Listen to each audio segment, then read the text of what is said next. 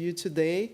My name is Fernanda Carvalho. I work for WWF International, and I also chair the Can Ambition Working Group. And I will be your moderator today. We have a fantastic women-only panel that was not on purpose. We would have a colleague from Australia who couldn't make it. But this event is going to discuss the bad and the ugly.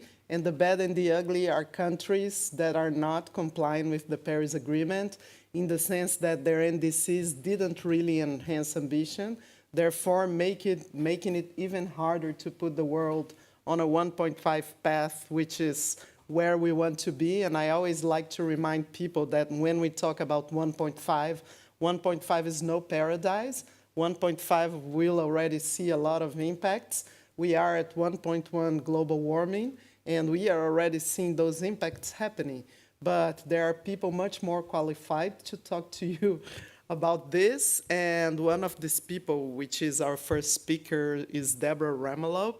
She's a team leader for climate policy analysis at Climate Analytics. She's an environmental scientist, lots of experience working with all levels of governments. She's a former South African negotiator, and she works mainly on mitigation, and she oversees climate policy analysis on a broader range of projects, including our so dear climate action tracker, the G20 climate transparency report, and also decarbonization strategies.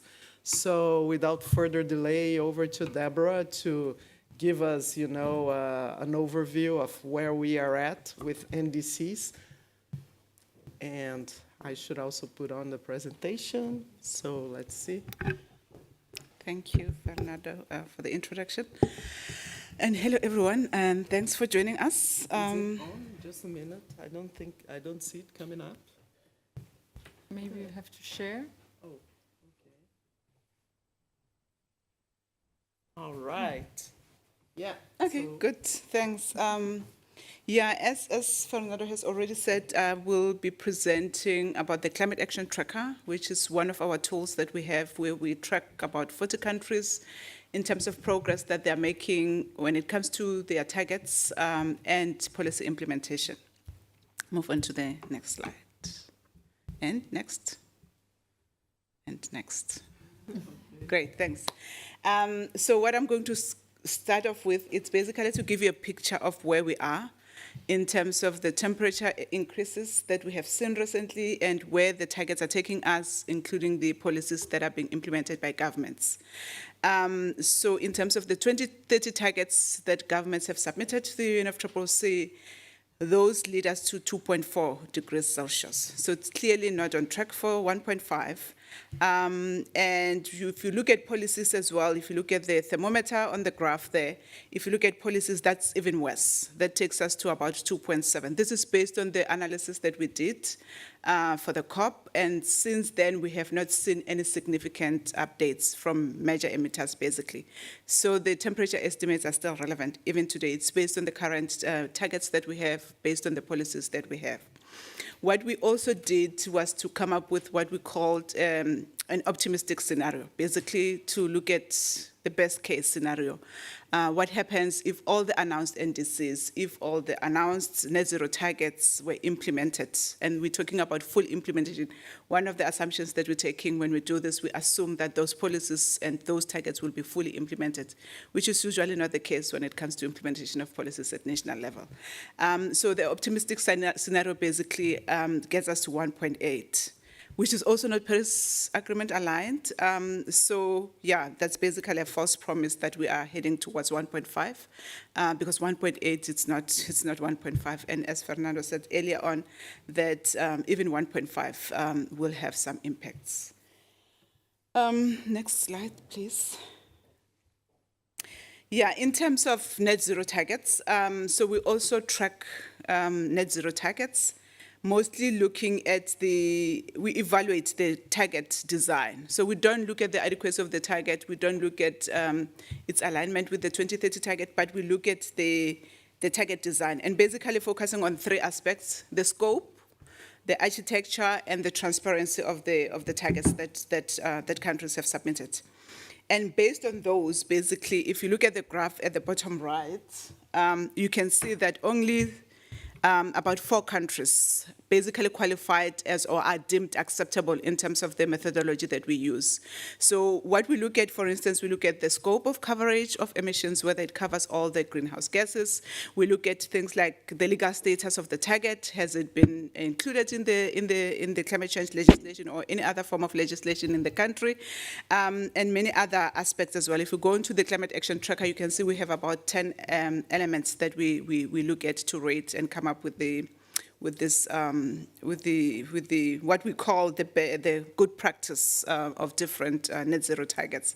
And the pictures you can see on the graph there, it's not looking good. The majority of the targets and countries basically fall within the category of incomplete information or have defined their targets in a poor way. And as you can see, that makes up 29% and 27%, which is the majority combined. That basically gives us that picture. In terms of all the net zero targets that have been submitted, they cover approximately 90% of global emissions. I think what now needs to happen is that countries need to make sure that they align, or at least make sure that they translate the net zero targets into near-term targets like your 2030 targets. Next slide. In this slide, what we're looking at, it's basically the emissions gap. So we did an analysis in 2020, September 2020. If you look at the arrow there, that says September 2020, and then you look at the other one on your right, that says November 2021, basically shows how much of the gap has been closed between the two assessments. So we did an assessment in 2020, and the gap has basically closed by about 15 to 17% between the two periods. And basically where it lands us in terms of the emissions gap, we have a gap of about 19 to 23 gigatons CO2 equivalent between the two periods. And then if you look at the bottom right, you can see some of the countries, what they have contributed basically to closing that gap. And then the next slide, that covers the sectoral initiatives. We know that there were about 4 sectoral initiatives that were announced at the COP in Glasgow. We also did an estimation of how much of those are going to close the gap by. And basically what they do, they add an additional 9% basically in closing the gap. And if you estimate that, that gives you about 2.2 gigatons CO2 equivalent. And now that reduces the gap to about 17 to 20 gigatons CO2 equivalent. This also assumes that all those sectoral targets or initiatives that governments have signed up to will be fully implemented and are additional to the NDC targets that are not already included in the NDC targets. Next. Here is a map of basically that shows what countries have done to update their targets. So we put them into all those categories. We have seen a range of updates. Some countries submit the same targets as they submitted in their first NDC. There are countries that have submitted a target that is not as ambitious. They've improved it a little bit, but it's still not ambitious. It's not Paris Agreement compatible. It's not 1.5 compatible. And then you see India, it's in its own box. It's mainly because they have not submitted. It's not yet officially submitted to the UNFCCC. Basically, the picture says all governments need to make a significant effort in making sure that we get to 1.5. Okay, these are some of the steps that countries could take. If you go into the Climate Action Tracker website, this is a briefing document that we released this week. Last week as well, we released 2 briefing documents, one focusing on NDC targets, basically some of the steps that governments could take. That it's not only about submitting more ambitious targets. I mean, we can have the most ambitious targets, so long as government are not implementing those targets, then they are basically not useful. And here, the examples that I'm giving here, for instance, there's a few countries, and I've just selected a few. If you want the details, you can get onto the Climate Action Tracker website. For instance, Australia, we know that their target was not that ambitious. However, there's an expectation, given that there's a new government that came into power in May. So we're expecting a much more ambitious target. Egypt, the upcoming COP27 hosts, also needs to submit an NDC update. We're still waiting for an update. And I think that could basically show some leadership as the COP president and encourage others basically to do the same. We have countries like Turkey that has ratified the Paris Agreement. However, they have not submitted an NDC update. And you have countries like, the bloc, like the EU, which is basically a prime candidate for leading by example and basically encouraging and incentivizing others to follow suit as well. And some of the things that countries can do, we also have countries that have submitted NDCs that are incomplete in terms of emissions coverage. I think those are some of the things that countries need to look into when they update their NDCs. They could also participate in sectoral initiatives, and there's a lot of those that exist. But participation only and signing up to those sectoral initiatives is not useful up until they implement those fully, 100%. For instance, when it comes to coal phase out, up until they have policies and start implementing those policies. Otherwise, it just becomes a signature on paper that's not going to help us to reduce emissions. And then in terms of strengthening and implementing policies, which is another critical aspect, I've already spoken about that you can have the best policies, but if the best policies and the best targets, so long as you're not implementing them, they're not that useful. But ultimately, all this needs to go into NDC updates. This slide basically shows what we have on the Climate Action Tracker website. As I've indicated at the beginning, that we basically track progress that countries are making when it comes to target policies and climate action. And if you want to get into the details of each one of the 40 countries that we track, you can go onto the website. There's a wealth of information. You can get information about where the country is when it comes to sectoral policies, where their targets are, and you can actually even compare to previous years to see how they have done in terms of the rating in the Climate Action Tracker. So we keep a record of what was the rating, for instance, in 2011, for instance. You will be able to see that, and the latest rating, to see the progress, whether they've been improving or going backwards. All that information is available. You can also download some of the data that is available on the Climate Action Tracker. Next. Yep. So this is about policy implementation. As I've indicated, that we are heading for 2.7, even higher than the targets, the 20 targets that we have. And my point of emphasizing that targets are essential, but mean very little in the absence of any policies and implementation. And there's many things that countries can do. Significant effort, for instance, when it comes to coal. We know that coal needs to be phased out globally by 2040, latest in power generation. Natural gas, we have also seen a few countries switching from coal or moving from coal to fossil gas. It's not a transition fuel. It's not a bridging fuel. It's a fossil fuel as well. And it's not Paris compatible. So countries need to avoid also shifting from or replacing coal with gas. Next. Yeah, this is one of the latest briefing that we launched 2 days ago. This basically summarizes what we have in the document, which is basically in response to what we have been observing recently as countries try and replace the Russian gas. Majority of countries are basically moving in the opposite direction. We have seen a lot of plans to invest more in fossil fuels, particularly gas, LNG infrastructure as well. And all that is going to do is basically to continue looking in countries in high carbon intensive infrastructure and result in stranded assets for those countries. So here we have listed a few of the things that countries need to avoid doing now as they move away from Russian gas. And this is basically the chance for countries. Instead of repeating what we have seen previously when it comes to COVID, where countries implemented fossil fuel-based interventions for recovery packages, I think they shouldn't repeat the same mistake and basically try and move towards renewables, which are cheaper. Okay, this one, it's basically about sectoral benchmarks. I think you may have seen a lot of global benchmarks when coal needs to be phased out, for instance, globally, when gas needs to be phased out globally. What we have started doing is basically to look at national benchmarks in different sectors. And we have done that for the power sector, transport, industry, and building sectors. What we are doing here is basically to make countries or support countries in understanding when do they need to phase out coal, for instance, as a country. Because what we have as a global benchmarks, that's not necessarily mean that a specific country needs to be exactly the same year.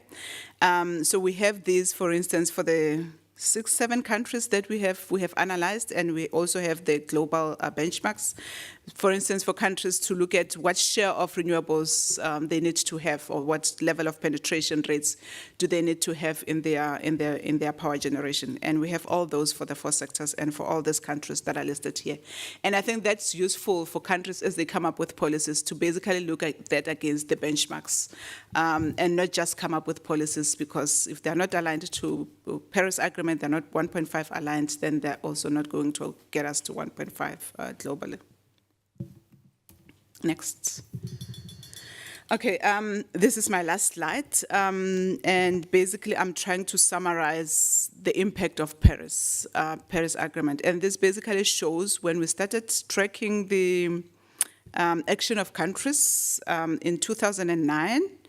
And it basically shows that the temperature increase has basically gone down. There has been some reductions. In 2015, ahead of Paris, what we did, we estimated the current policies were going to basically lead us to 3.6 degrees Celsius, and you would have seen in my previous slides that as we speak right now, they are going to lead us to 2.7. So there has been a decrease there. And then also the effect of 2030 targets, only if you look at it, the one that I've presented earlier on was, it's basically we are on track for 2.4 degrees Celsius. And when we did this analysis in 2009, we were basically heading for 3.5. So there is tiny improvements. I think the Paris Agreement ratchet up mechanism is working. It's just not fast enough. Thanks. Okay. All right, so thank you so much for sharing all this information, Deborah. I think it's a very rich presentation, and I'm looking forward to have a copy of it because we are at this moment discussing the mitigation work program, and I think that many of the things that you brought, such as sectoral benchmarks and the do's and don'ts in the energy sector, could really help you on that endeavor. I was very fascinated by, the sectoral initiatives because we are also discussing how to bring that closer to the UNFCCC because you need some kind of governance and you need some kind of monitoring and evaluation, some kind of MRV there. So thank you for your presentation. And now over to a Brazilian colleague, Caroline Prolo. Caroline is the founder of LAC, the Latin America Initiative. I don't know exactly what it stands for, but LACLIMA is a group of lawyers from Latin America to focus on the UNFCCC. She is also a consultant from IIED for the least developed countries, for the LDCs, and she is the partner of a major law firm in Brazil, and she has been focusing on Article 6 negotiations. She's one of the people that can crack these complications about Article 6. And she has also been doing a lot of thought leadership around, the compliance mechanism and how do we make countries comply with the Paris Agreement. So those ideas is what you share with us today. So over to Caroline. Thank you, Fernanda. Good afternoon, everyone. Do we have our slide deck? Okay, just a minute, because I have to then leave this presentation. Yeah, no problem. No, so that people can see also what LACLIMA stands for. We're really a network of players. No problem. It's quite a big name. Here. There you go. Oh. F5. Okay, F5. Well, There I'm you going go. to talk a bit about the possible approaches to push countries into increasing their NDCs, the ambition of their NDCs. We know that there are very limited possibilities to discuss and let alone to actually enforce those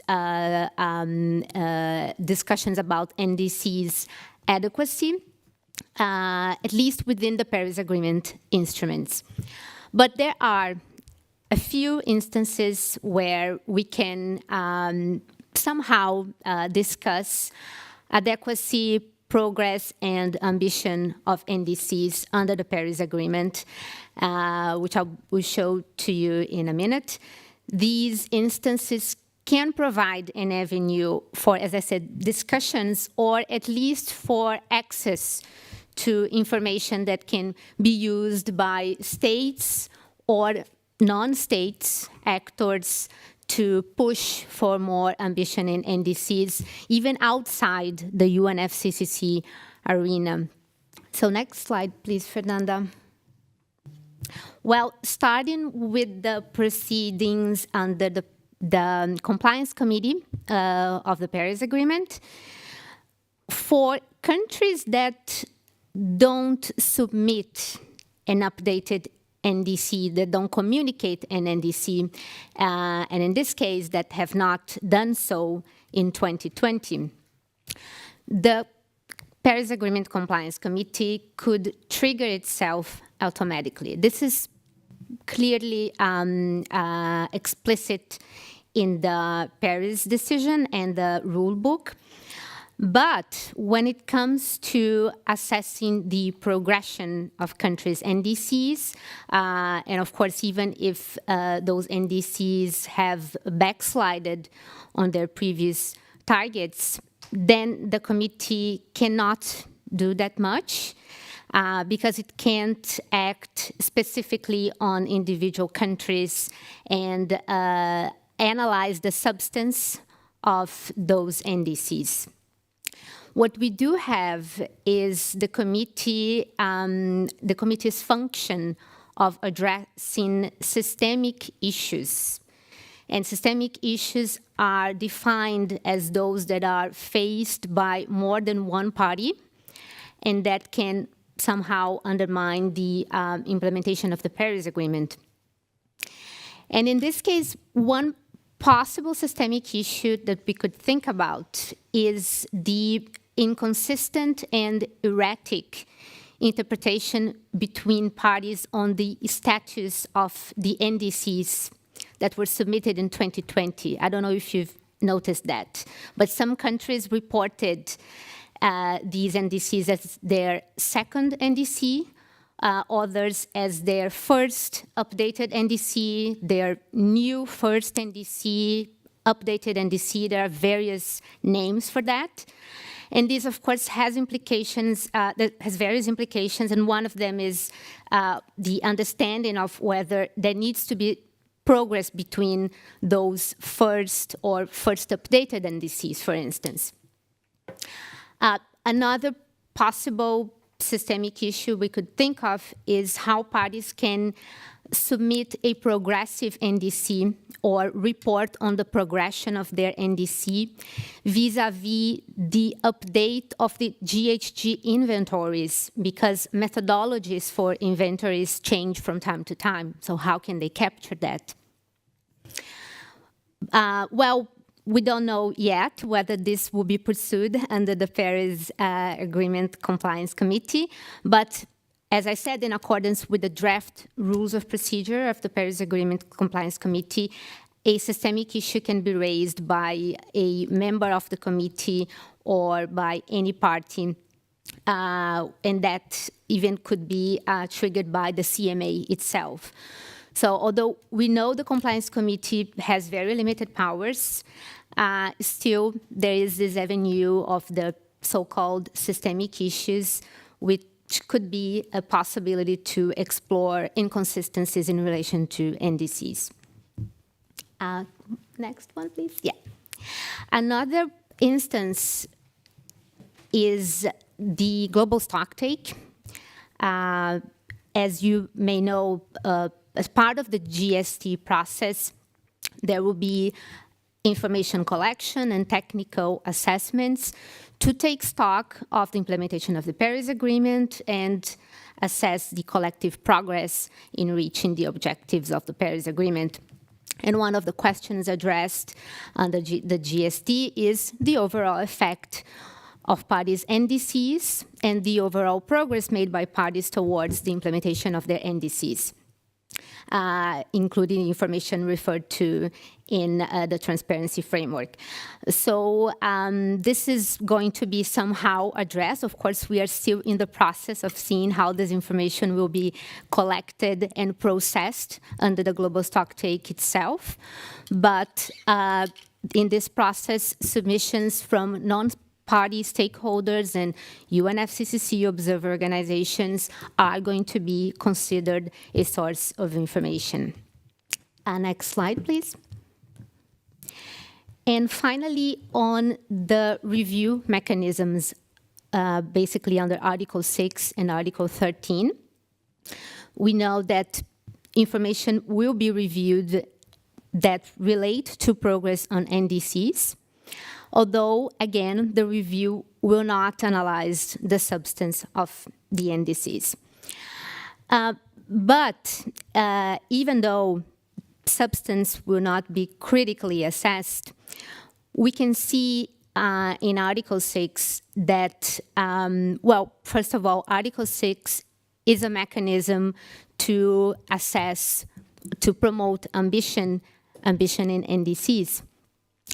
Parties can pursue the voluntary cooperation within Article 6 to allow them for higher ambition in mitigation and adaptation actions. And interestingly, one participation requirement in the Article 6 rulebook that was decided in Glasgow is that the parties' participation in these Article 6 instruments has to contribute to the implementation of its NDC and long-term emission development strategy, if it has one, but regardless of that, to the long-term goals of the Paris Agreement. So to that extent, we can understand that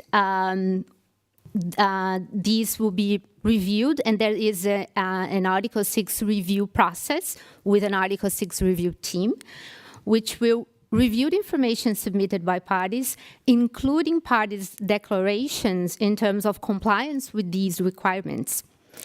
The guidelines for promoting these compliance with this declaration are being currently discussed in CEMDA and are to be adopted at CMA 4. So we can see that, for instance, Article 6, as one of the review mechanisms, also is to some extent going to address ambitions in NDCs, and this will be captured in its processes, although we still don't know in practice how this will play out. The next slide, please.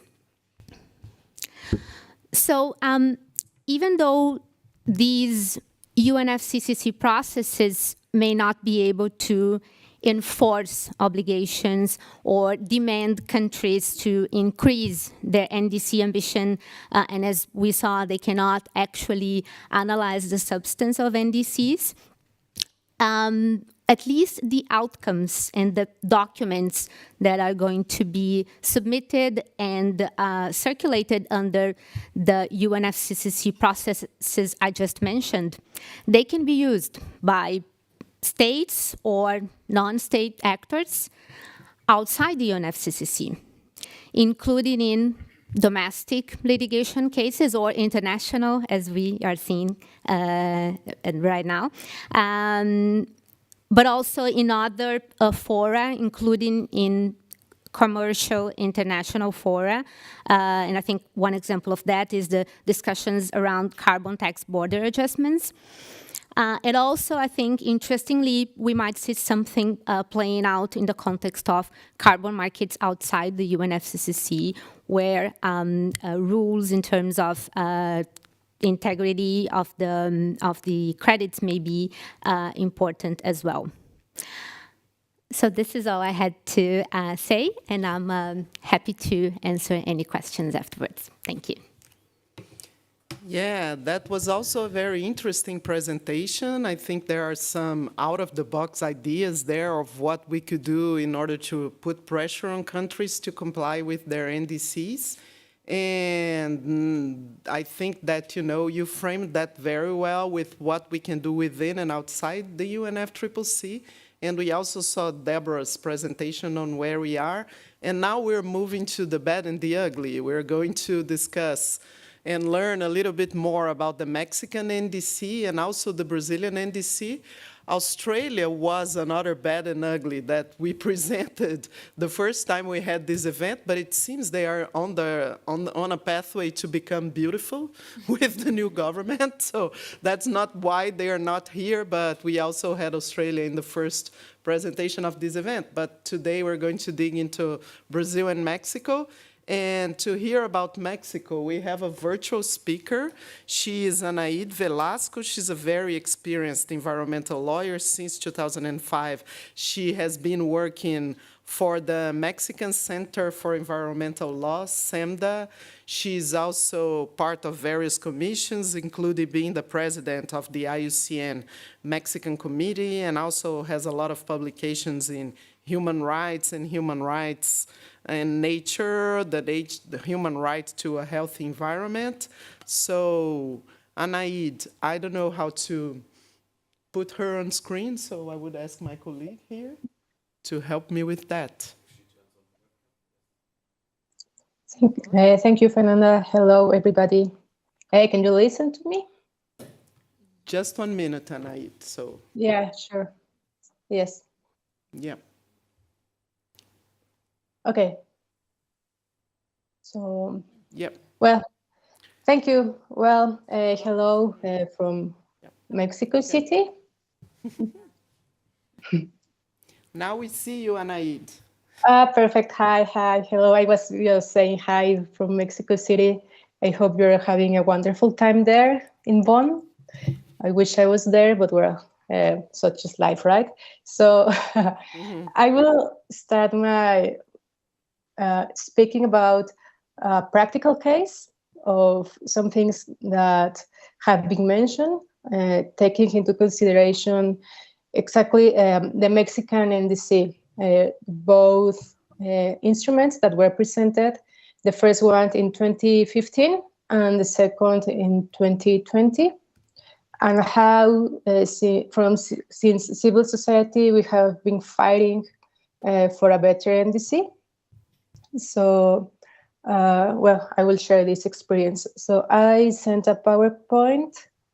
I don't know if you can help me to share it. Yeah, I'm opening it. And yeah, thank you. F5, so. Yeah. Yeah, it is? Okay. Is that on? No. Well, I cannot see it, but it's okay because I have it here on my screen. So I think I see it. Okay. It's on. So yeah. Oh. There we go with the Mexican experience of the bad and the ugly. We can now see your presentation. Okay. So, well, just a little bit of context. Mexico, or my country, was supposed to be, or had been like a leader in the developing world, in the sense that Mexico was like a very proactive in the international scenario negotiations, trying to move forward in terms of adaptation and mitigation goals. And we were doing okay. Like, for instance, we were one of the first in developing countries to have a climate change law. Our first NDC, the one of 2015, I think it was the only NDC that included like black carbon goals as well. And we were more or less moving forward, trying to fight climate change. But for the last 4 years, more or less, this leadership has stopped. And we are just moving in the contrary side of what we should be doing. Mexico has like very specific characteristics because on one hand, we are very vulnerable to the impacts of climate change. We have a very long coastline, for instance. We have like a very big population in which many of the people lives in situation of poverty or extreme poverty that, well, we know that increases vulnerability. We also have a lot of indigenous people, which also indigenous people is situated within the marginalized and vulnerable population. But also, on the other hand, and this is not very spoken out there, but Mexico is on the top 15 countries of big polluters. So we also have like a very big responsibility in terms of mitigation, not only for our own people, but of course, like in the international scenario, we share this responsibility. And this is not very, this doesn't have like a very high profile. Usually Mexico is more on the part of the adaptation goals, trying to move forward these goals. And the important thing here is to let clear that we share both things. Like we are very vulnerable and we are also very responsible for climate change. So having said that, well, in 2015, we can see on the screen part of the Mexican NDC. In that year, Mexico committed to reduce 22% of its GHG emissions by 2030. And the next slide, please. As I was saying, regarding black carbon, there was a goal to reduce by around 51% of black carbon emissions. And well, we in Mexico were more or less happy with these goals. The slide has changed, because I cannot see it from here, but I don't know if there is a delay. Well, we are on the slide with minus 51% of black carbon. Okay, yeah, because here is just in the minus 22. But then, can you please, Fernanda, change to the next slide? Is actually the screenshot of the climate action tracker. Like, yep. Even with those goals, well, the Mexican policy, which included the NDC, was qualified like insufficient to fulfill with the Paris Agreement goals, right? So we were not doing enough efforts as a country to fight climate change. The next one, please. Yeah, now we are on the 2020 update. Exactly. So the ugly, the bad and the ugly. So in the 2020 update, what Mexico did was to present exactly the same goals. So we presented goals to reduce, again, the 22% of GHG emissions by 2030 and 51% of black carbon emissions. And so, well, this was already like very bad because we saw like there was not increase in ambition, and Mexico scale in this top 15 like a big polluter, right? So Mexico was not fulfilling either its responsibility as a big polluter. But then when, along with other colleagues, we made the calculations, because Mexico moved the baseline and the methodology to count these emissions, then it got even worse, because it was not only non-ambitious, but then Mexico would emit even more GHG by 2030 because of this change of methodology. So it was not ambitious. It is not obviously progressive. And on the contrary, it's a regressive NDC. It's an NDC that takes us away to comply with the Paris Agreement commitments. So the next one, please. Yeah, that's the cat one for the new NDC. Exactly. So we let's say we descend. So we went from insufficient to highly insufficient. So this is quite bad, like very bad news for Mexico and out there for the world as well, taking into consideration this place Mexico has in the top 15. And well, in front of this situation, what we made as a civil society is like we started talking a lot about the NDC and how this was a non-ambitious and actually a regressive NDC. We had like some social press releases. We wrote many articles. We started like raising public awareness around this topic. But we saw that these actions were not enough in the context where we live now in Mexico. We are in the middle of energy policy that the president is highly dependent on fossil fuels to produce electricity. It's also like a context where the environmental sector has been weakened. There are less and less public budget for the environmental sector.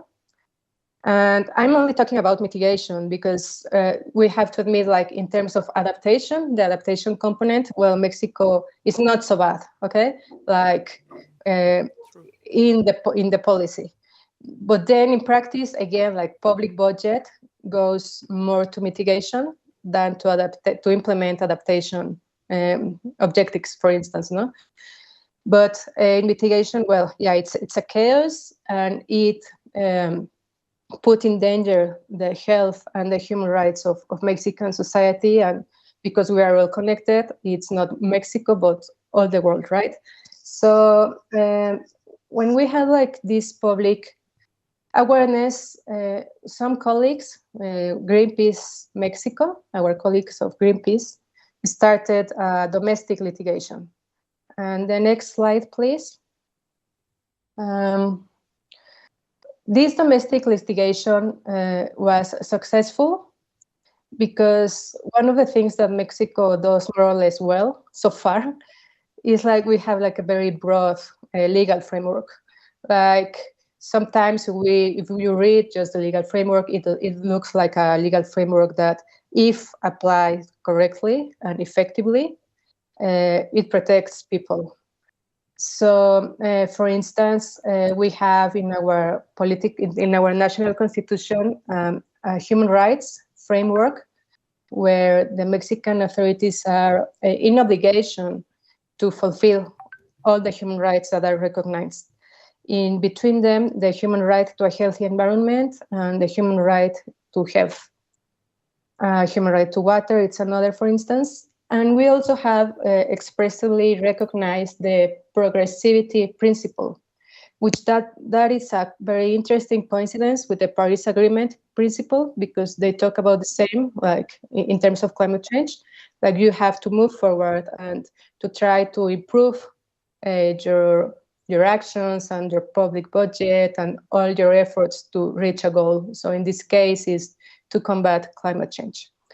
And so by using this legal framework, our colleagues of Greenpeace started this domestic litigation based on the argument that the NDC was not only non-ambitious, it was just the same, but it was, on the contrary, it was regressive. By applying the 2020 NDC, we are allowing to emit more GHG. And these emissions have been proved to have impacts on the human rights, and this doesn't comply with the Progressivity Principle, right? So the judge agreed on that argument. The judge was convinced, and the judge granted as a decision court to suspend Mexican NDC. So last COP, Mexico went to COP, actually, to Glasgow, with our NDC suspended by the decision of the court because the NDC was regressive in detriment of human rights. So far, the case is still in court. The NDC is still suspended. Regardless, the Mexican president announced last year that supposedly we were going to work on a new NDC and that supposedly Mexico will present a new NDC in this COP, well, in this year, by the end of this year. But so far, we do not have any call to participate on the process. We haven't any news on this supposedly new NDC. And the reason that government is giving is like, as long as the trial doesn't finish, they cannot start a new NDC, which obviously is just like an excuse. There is no legal, actually, that's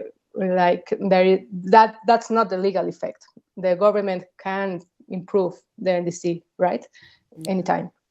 So right now, what we're doing, civil society, in order to try to do government's work is collecting some inputs from different experts and try to produce a document with recommendations that we are going to deliver to government, assuming they are working in the NDC, to make this civil society participation, also as a human right, human right to participation. And well, let's see what happens this year. We do not have many high expectations because, like, for instance, last week, there was published our national electric program. Like every year, we have an electric program that talks about strategies and implementation of some actions. And we didn't see any will to move forward the energy transition. And on the contrary, the document recognizes that Mexico won't be able to fulfill its own energy transition goals that were supposed to be fulfilled by 2024. Well, that has changed. And now, according to this program, we will reach this renewable energy goal up to 2035. So we have an 11 years delay. Okay. So, well, that's our experience. We trust a lot in the judicial power. We have seen, like, in the case of Mexico, as in many countries, what is kind of working is climate litigation. There is a lot of faith, and so far is what we are trying to move, because in the context of the lack of will of a government, it's the only possible way is to take them to courts. Okay. So, well, thank you very much, and that was our experience. Thank you, Anaid, for sharing with us the Mexican reality and the Mexican example that brings some hope, although we are on this egg-chicken dilemma of, you cannot do a new NDC until you have a court decision. That's crazy, but the fact that justice advanced so much in Mexico is really interesting. And I think that, last year, WWF, we also have a way of analyzing NDCs. It's called NDCs We Want. It's a more qualitative analysis of NDCs. And we were doing a publication for LAC and Brazil and Mexican NDC. The Mexican NDC was classified by us as a long way to go to an NDC we want, of course, and Brazil was an NDC we don't want, and those are the worst classifications. And that resulted in we did a map only focusing on LAC, and those countries were very red because those colors are two different shades of red. And, I was thinking to myself, that's kind of a distortion because those countries are too big, so the map is too red. But there's also a very strong message there because those are the countries that are, sometimes for fun, they're called the G7 of the G720, of the G77. And they are like, the biggest and most powerful economies in the region that should be leading the way. And those are the worst NDCs in the region. So that causes some shame to us So now I would present our dear Stela Herschmann. She is the climate policy specialist of the Climate Change Observatory. She has a master's in environmental law and another master's in public administration. And she has been working on environmental issues since 2014 in international settings. So she will talk to us about not the bad and the ugly, but the horrible situation in Brazil. Such a beautiful country with such a sad situation. So now I have to figure out how to take off Anaid. And thank you so much, Anaid, for being there. It was lovely to see you. And get back to Stela's presentation. Thank you, Fernanda. Yes, Brazil is not only the bad, it's the ugliest thing. And I don't know if you notice, everyone noticed on Deborah's presentation, there was the contribution of several countries in a graph, and Brazil was the only one in red. So that makes me comfortable to say that Brazil is at the bottom. And it's probably part of the reason why the ambition mechanism of the Paris Agreement is not working as it should, also as so Deborah showed us. So we are currently the worst example in the world because not only we are not contributing with our fair share, but we are violating the Paris Agreement. We violated the Paris Agreement twice, and I will explain how and also what Brazilian civil society is doing to react to this. So our story starts in 2015 when Brazil, with President Dilma, presented our economy-wide NDC, and I'm not going to get in the needs and grids of the NDC. We think that there was a lot of room for improvement, but it was the first developing country to present our economy-wide pledge of reduction, and the commitment was to reduce greenhouse gases by 37% below 2005, and there was an indicative target for 2030 to reduce by 43% below 2005 levels. But it was interesting that there was an annex to this NDC that provided additional information that was for clarification purpose only. But this document translated this reduction target into absolute terms based on the second national communication that we had, the national inventory that we had at the time. And the emission level in 2005 was found by the second national communication to be 2.1 gigatons of CO2 equivalent. And to achieve this percentual reduction that Brazil was pledging, we should arrive in 2025 with 1.3 gigatons of CO2 equivalent and 1.2 in 2030. And that was our INDC that was later confirmed as our country's first NDC. But what happened was that in the, I don't know if it's, you already put it the second slide, okay. I can go back, no problem. No, that was right, that's okay. So what happens that in 2020, when Brazil had to update its NDC, well, actually, to present a new one. But Brazil updated first NDC in 2020, and that language was not by chance, as Caroline Prolo explained to us, was an attempt to escape this obligation to have a progressive NDC. But that was not even the worst part, because what Brazil did was to resubmit the same targets, so 37% by 2025, and confirm what was an indicative target to 2030 of 43%. So we were presenting the same percentual targets, but we had a new national communication, a new inventory, and what might seem at the first glance as just a lack of ambition was, so someone would say, well, there was this language issue, it was not a new NDC, maybe they found a hole in the Paris Agreement, they presented the same targets.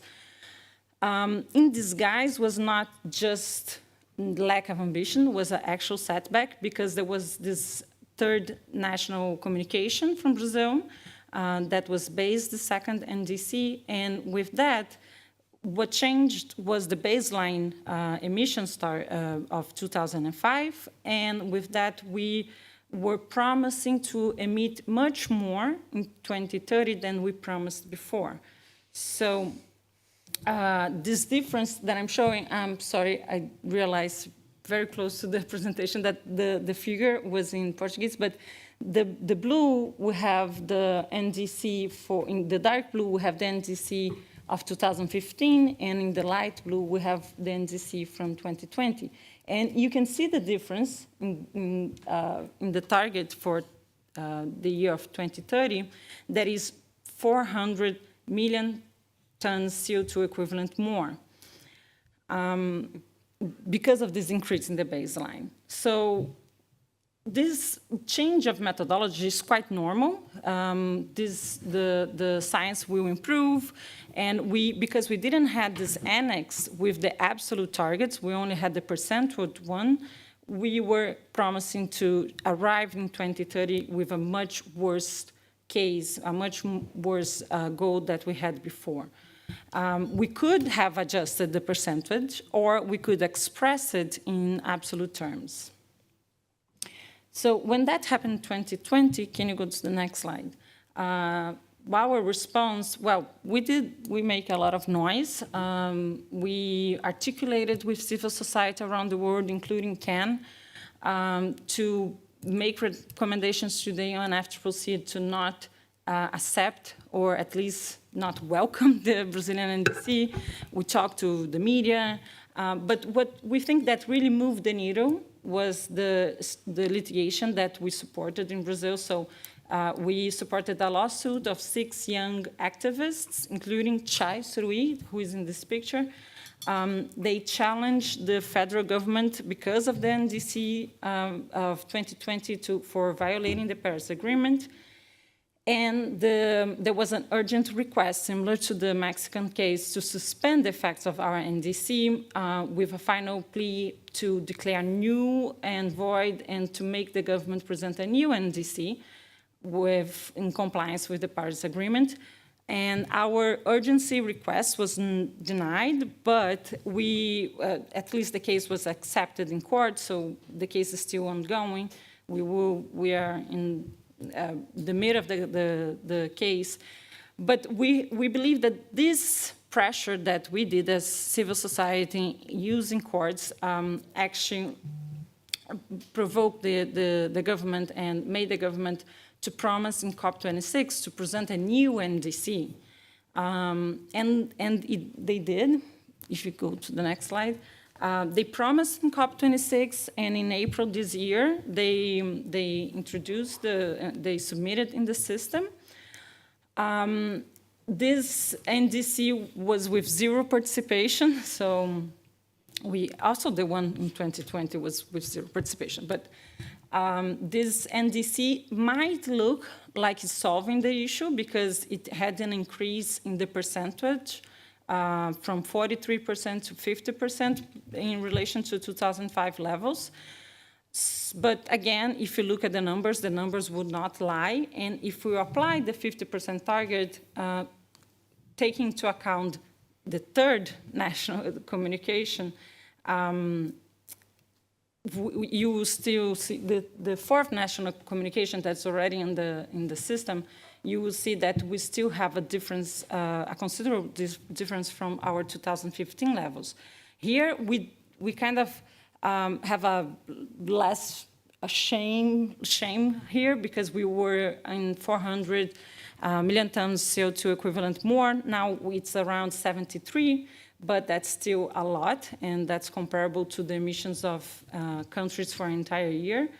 So it's less bad, but we have to remember that we are in the critical decade, that these NDCs are the ones that we have until 2030. This is the decade that we need to cut emissions by half, almost, to keep the 1.5 alive. And we don't have another time to increase ambition. We didn't have until COP26. So these are the targets that we have. We are still working on the mitigation work program. We're not sure what's coming out of that. So we need to fight for every ton of CO2 that we can avoid. So our litigation will continue. We're still going to fight for all of them. And I hope that's, we can also speak a little bit more after, because we also have cases of questioning the government about the implementation of the goals, because we're only speaking about targets, but as Deborah also mentioned, and she showed in her presentation, there's a big difference between you pledging something and you're actually implementing something. So we also filed a lawsuit last year before COP26, demanding a national implementation plan from the government. And the government response was that the NDC, that horrible NDC, was actually the implementation plan. So we also are litigating this, but we can talk about a little bit more. Thank you. Okay. So, yeah, maybe less bad, but not less ugly, right? So, all right. So, yeah, we have some time left. So I would ask if the audience has any questions. If not, I would pose one question for each panelist. And that's kind of a threat. No, just kidding. But do we have any questions, comments from the audience? Oh, good. So 2 people, yeah, I don't know if we have a microphone there, but if you just want to stand and ask, okay, there's a microphone. Francesca, my dear friend, yeah, if you can help us.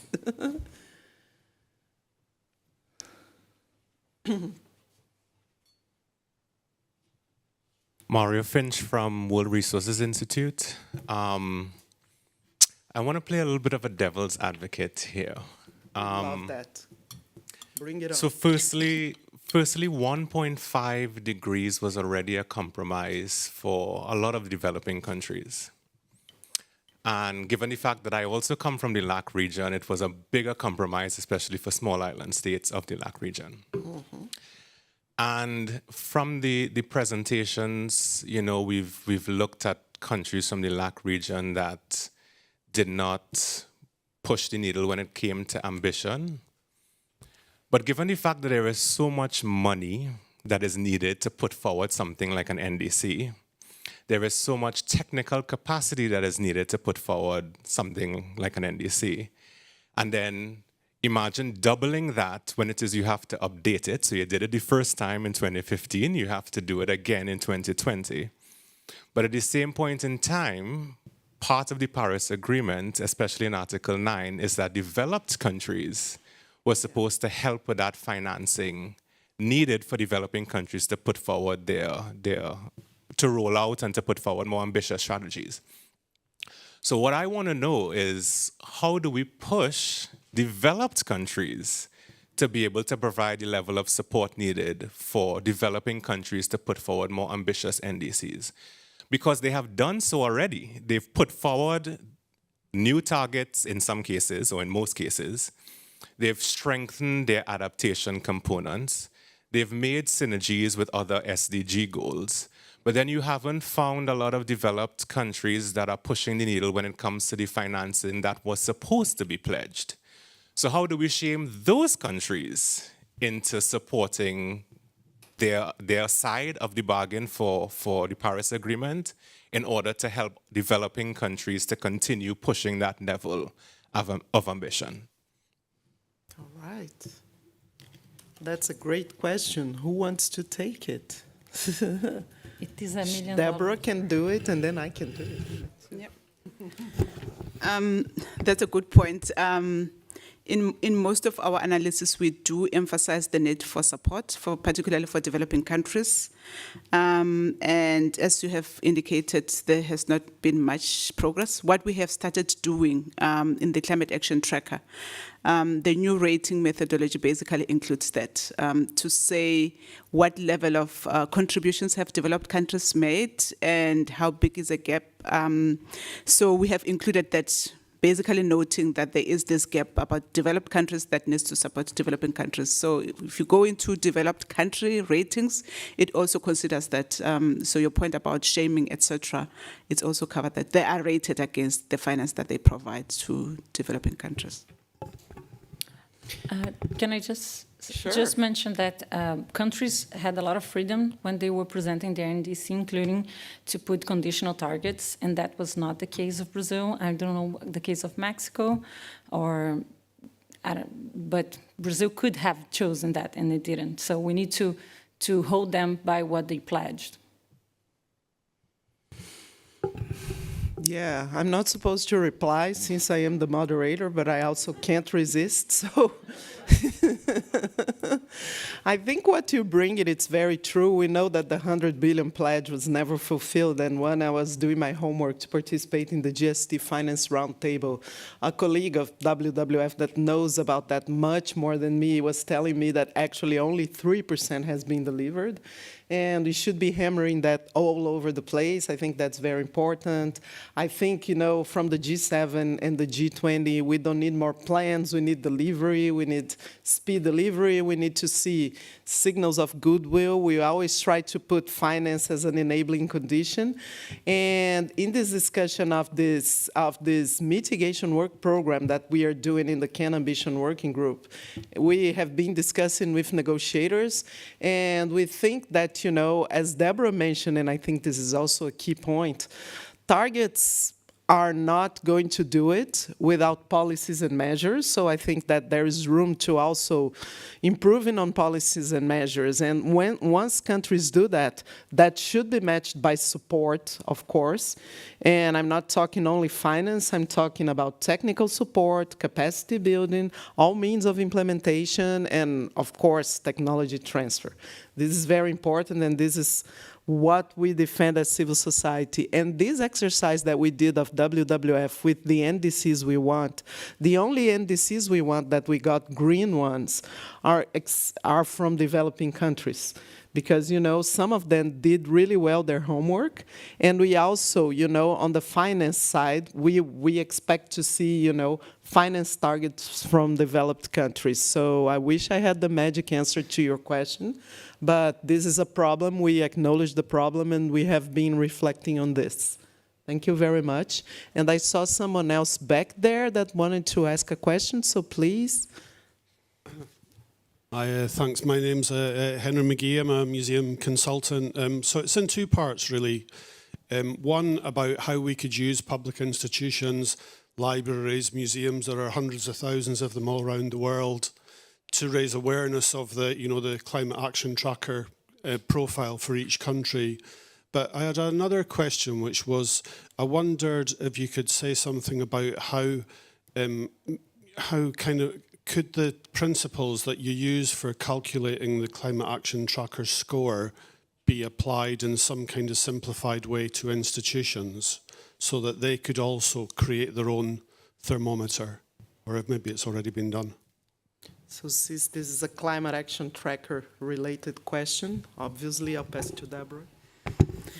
Yeah, I mean, that's a good point, because that's something that we've been getting quite a lot, particularly from non-state actors. Yeah, at the moment we don't have the plans to do that in the climate action tracker as we speak right now. However, that's something that we've started to think about. It will definitely, I mean, if we get into that space, it will be different, as you would understand what we rating at national level would require a different set of assessment for non-state actors, for instance. Yeah, and I think it's very important to raise awareness of climate issues through education, through, you know, all public institutions, libraries, etc. Because, you know, the world is not ours anymore. It belongs to future generations. So as much as people know and are exposed to knowledge about this, the more action we can get, the more political support we can get, the more we can get people voting on the right people and demanding from candidates, you know, action on climate. But again, I'm just a moderator here. So anyone in the audience has more questions to our panelists? Oh, Sindra, please. Thank you. Thanks for the great presentation. So my question is, I'm really fascinated by the legal process and elements of it. And, you know, within the Ambition Work Program, mitigation work program, we've been hearing even a little bit of pushback from the 1.5 degrees, and amidst this sort of picture of human suffering we're seeing, like viscerally we're seeing today, that this is still a thing that's being argued. I was wondering how we can use additional mechanisms. So one of the things that we're seeing coming up as well is the Government of Vanuatu initiative, where they're seeking an advisory opinion from the International Court of Justice. And you're seeing like this map of legal processes sort of developing. And I guess my question is how we can mobilize around that, because sometimes it's not that clear to connect the dots. So if Carol and Stella could comment on that? If I may. Very good question. I think, well, now we're off to the implementation phase of the Paris Agreement. So I think now we'll have a lot of material coming out of this process that can be a source for litigation cases. So I guess what I would advise people to do at this stage, civil society and all those actors that are interested in seeing more ambition out of this process, to follow this process very closely, especially all the documents that are being shared, all the processes and the committees, and if the meetings are being held publicly or the information is shared publicly, there will be relevant information coming out of these processes, and this can feed into these litigation cases domestically, and we can have some more precedents that can be used to build more successful cases out there. Yeah. Stella and also Deborah, if you want to come in. No, I was just going to mention that I think, especially in countries like Brazil, that is going on through a government that has no interest in the climate agenda. On the contrary, it's very vocal about being against, wanted to take Brazil out of the Paris Agreement, then decided not to, but it's undermining all the environmental policies. Deforestation rates are skyrocketing, and attacks on the indigenous people are every day. We have 2 missing people in the Amazon right now. A journalist and indigenous people protection agent. So we don't have a lot of resources to bargain with the government right now. So the legal frontier becomes kind of our last resource. So this is why I think one of the reasons, I think Brazil have many reasons why climate litigation is developing so much. Strong legal basis, access to justice, but I'm certain that the fact that we have a government and denial government like the one that we have right now, it's also a contributing factor, and we will continue until we get the changes we need. Yeah, and I think all those experiences that are happening around the world, and the Vanuatu idea that they are pushing, to get, a response from the ICJ. Those are all very valid. This is new. The Mexican experience also is a valid one. I think we need to start, sharing lessons about this and start building, the real jurisprudence, if you like, around this. I'm also a lawyer, so yeah, and a moderator. So we don't have any other questions. Anyone else? Okay, so we have the last question, and then I will free you to enjoy your Friday, sorry. I'm already on Monday. I think my last point would be when it comes to raising ambition, I realize a lot of people talk about raising ambition from the mitigation standpoint. And I definitely think we need to keep in mind that there are opportunities to raise ambition through adaptation as well, and some countries are coming forward with even stronger adaptation commitments, so we definitely don't need to lose that in the messaging. I also think that it is there is greater opportunity for certain countries that cannot go stronger on the mitigation side. They could potentially do that on the adaptation side. And I think it may be a time for us to push the IPCC, for example, to have some sort of reporting on how to be able to capture and quantify, to be able to allow countries to put forward stronger adaptation targets as well. So it may be just something to consider in future to be able to help with the driving the needle or increasing the needle on towards more ambition within NDCs within the coming years. Do you want to comment on the adaptation? Yeah. So yeah, I think you're right. There are some countries who can deliver and should deliver on adaptation targets. And I think this process of the global goal on adaptation is an important one because we need benchmarks for adaptation, right? So I think this will be an important process to follow. But for countries, I mean, like Mexico or like Brazil, who have a high mitigation profile, a good NDC on adaptation shouldn't substitute for mitigation targets. But you're right. I mean, it's a vast world. Those countries are all very different and diverse between them, and we need to take that into account and have a broader vision of mitigation. At the Climate Action Network, we actually do. We think all the elements of mitigation, means of implementation, and adaptation compose our mosaic for ambition. So yeah, thank you very much for being with us so far. And now you're free to enjoy your Friday. And thank you.